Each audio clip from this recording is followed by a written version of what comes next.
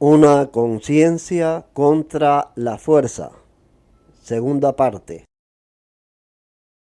El adversario de Servet, después de haber quemado los libros con el autor, tiene ahora la osadía de remitirnos a esos libros al citar algún pasaje aislado de los mismos. Con eso comete un acto análogo al del incendiario que, después de haber reducido a cenizas una casa, nos invitara a examinar los objetos del moblaje en cada una de las habitaciones. En lo que a nosotros se refiere, no quemaremos jamás a un autor, no quemaremos jamás una obra. El libro que combatimos puede leerlo cada cual. Existe en 2 ediciones, una latina y otra francesa, y a fin de que no sea posible ninguna objeción, los párrafos que quiero reproducir y mi respuesta quedarán siempre numerados con la misma cifra. Una discusión no puede ser llevada de modo más honrado. Calvino en su libro impreso estableció de modo inequívoco su punto de vista, y este documento accesible a todo el mundo, lo utiliza Castalión como un juez de instrucción las declaraciones protocolizadas de un inculpado. Palabra tras palabra, copia otra vez todo el libro de Calvino, a fin de que nadie pueda afirmar que ha falseado o cambiado la opinión de su adversario. Y para desbaratar en el lector la sospecha de que ha deformado el texto de Calvino con intencionadas abreviaciones, numera cada uno de los párrafos del libro que combate. De un modo mucho más justo es conducido este segundo proceso espiritual del asunto Servet de lo que lo había sido en Ginebra aquel primero, en el cual el acusado había permanecido glacialmente cautivo en el fondo de una cueva y le había sido negado todo defensor y todo testigo. Libremente y ante la mirada de todo el mundo humanista, debe ser desarrollada aquí la causa de Servet hasta su resolución moral. El fundamento de hecho es claro e indiscutible. Un hombre, que todavía cuando era ya lamido por las llamas declaraba su inocencia con voz perceptible, fue ejecutado del modo más cruel por impulso de Calvino y mandato de la justicia ginebrina. Ahora Castalión plantea las decisivas cuestiones siguientes. ¿Qué crimen realmente fue el cometido por Miguel Servet?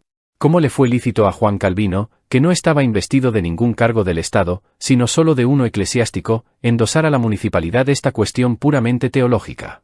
¿Tenía la municipalidad ginebrina derecho a juzgar a Servet a causa de este presunto crimen? Y finalmente, ¿con qué autoridad y conforme a qué ley fue decretada la pena de muerte aplicada a este teólogo extranjero? En cuanto a la primera cuestión, examina Castalión el protocolo, la propia declaración de Calvino, para establecer primero de qué transgresión acusa realmente Calvino a Miguel Servet. Y no encuentra ninguna otra inculpación sino la de que Servet, en opinión de Calvino, deformó el Evangelio de atrevida manera y fue impulsado por un inexplicable afán de novedades. Calvino por lo tanto no acusa a Servet de ningún otro crimen, sino el de haber llevado a cabo de un modo independiente y según su voluntad, la interpretación de la Biblia, y al hacerlo, haber llegado a consecuencias distintas de aquellas a que llegaba Calvino en su propia doctrina de la Iglesia. Pero al instante rebate Castalión. ¿Era acaso Servet el único que practicaba tales caprichosas interpretaciones del Evangelio dentro del ámbito de la Reforma? ¿Y quién osa afirmar que quebrantaba con ello el verdadero sentido de la nueva doctrina? ¿No había sido esta interpretación individual una de las exigencias fundamentales de la Reforma, y qué otras cosas hicieron los directores de la Iglesia evangélica, sino fue predicar y poner por escrito estas nuevas interpretaciones? ¿Y no fue Calvino, precisamente Calvino con su amigo Farel, el más audaz y resuelto obrero de este derribo y reedificación de la Iglesia? No solo porque se entregó a un verdadero desenfreno de renovaciones, sino que de tal modo forzó a los otros, que es ya muy peligroso contradecirle. De facto, introdujo más novedades en 10 años que la Iglesia católica en 6 siglos. Si hay alguien que no tiene derecho a calificar de crimen y a juzgar como tal las nuevas interpretaciones dentro de la Iglesia protestante, ese alguien es Calvino, como el más audaz reformador existido en ella. Pero desde el punto de vista de la evidencia de su infalibilidad, considera Calvino sus opiniones como auténticas y todas las otras como falsas. Y aquí comienza inmediatamente Castalión con el segundo problema. ¿Quién ha constituido a Calvino en juez de lo verdadero y de lo falso?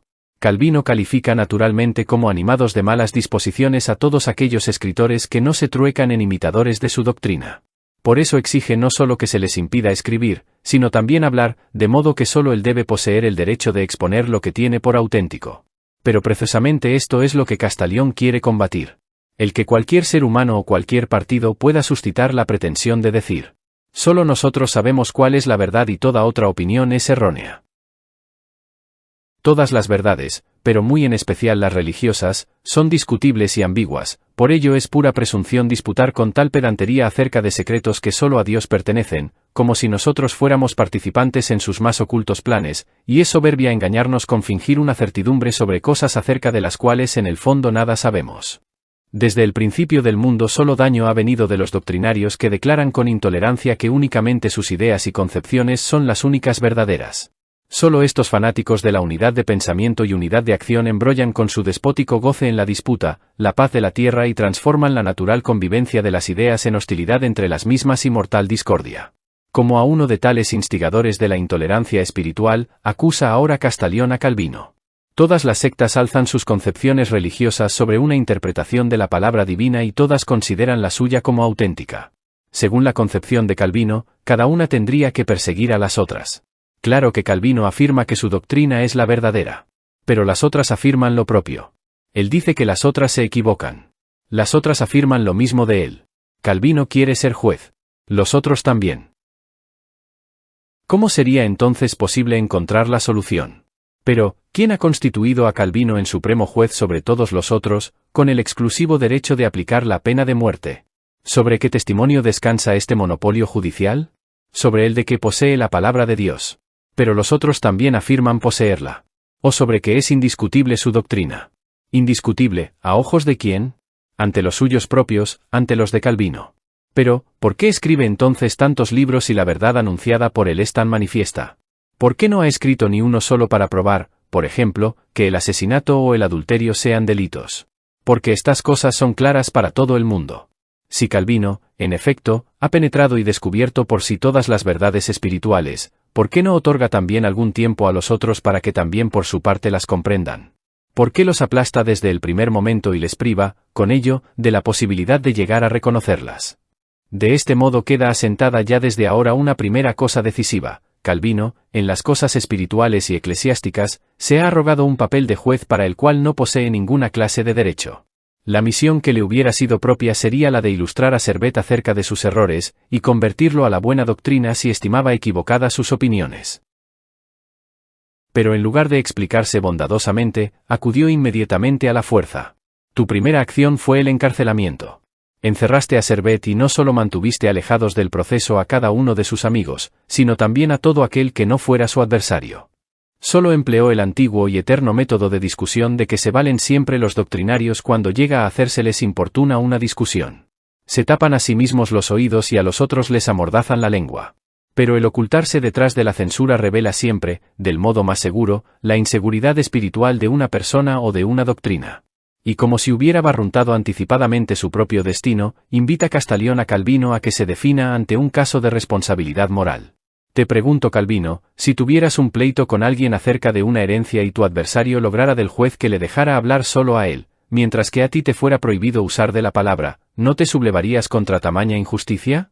¿Por qué proceder de otro modo de como quisieras que se procediera contigo?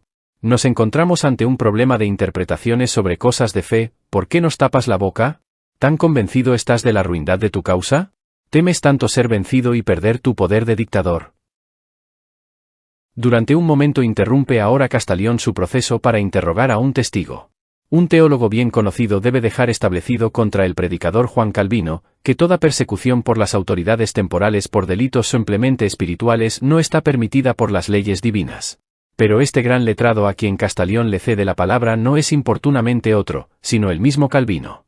Muy contra su propia voluntad es introducido en el debate este testigo. Ya que Calvino afirma que todo es confusión, se apresura a acusar a los otros para que no se sospeche de él mismo. Pero es evidente que solo una cosa ha producido semejante confusión, y es su conducta como perseguidor.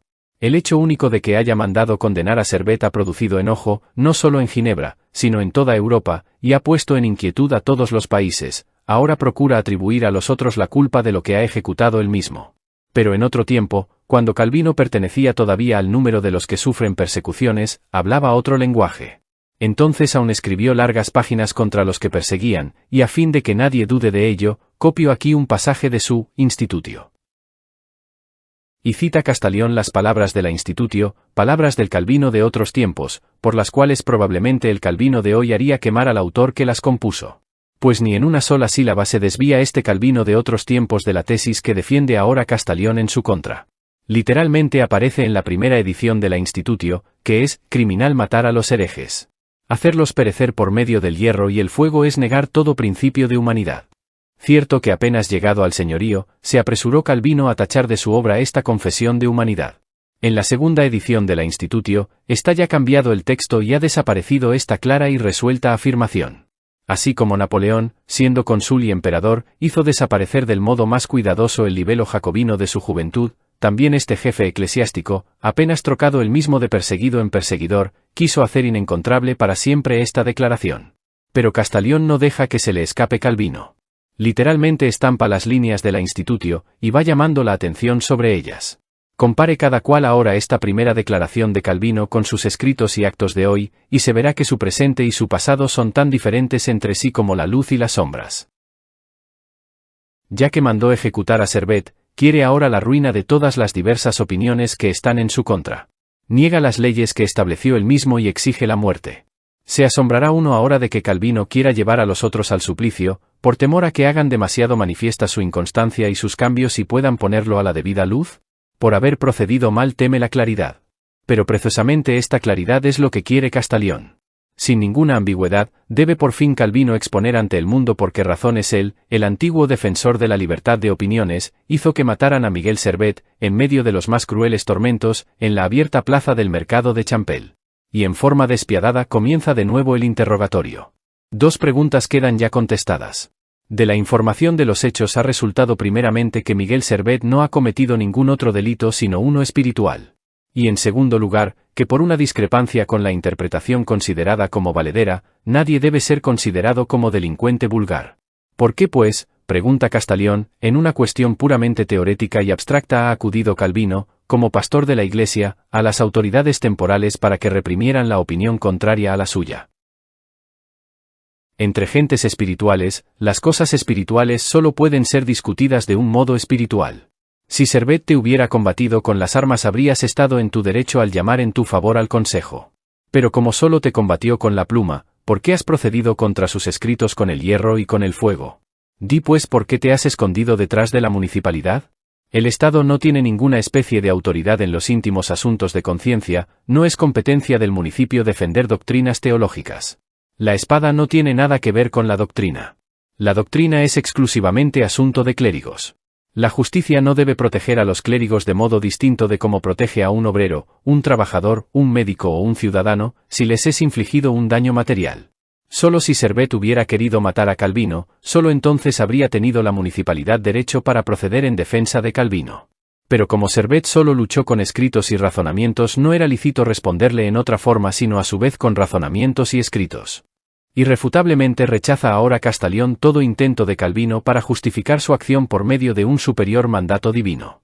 Para Castellón no hay ningún mandamiento divino, ningún mandamiento cristiano que ordene el asesinato de un hombre.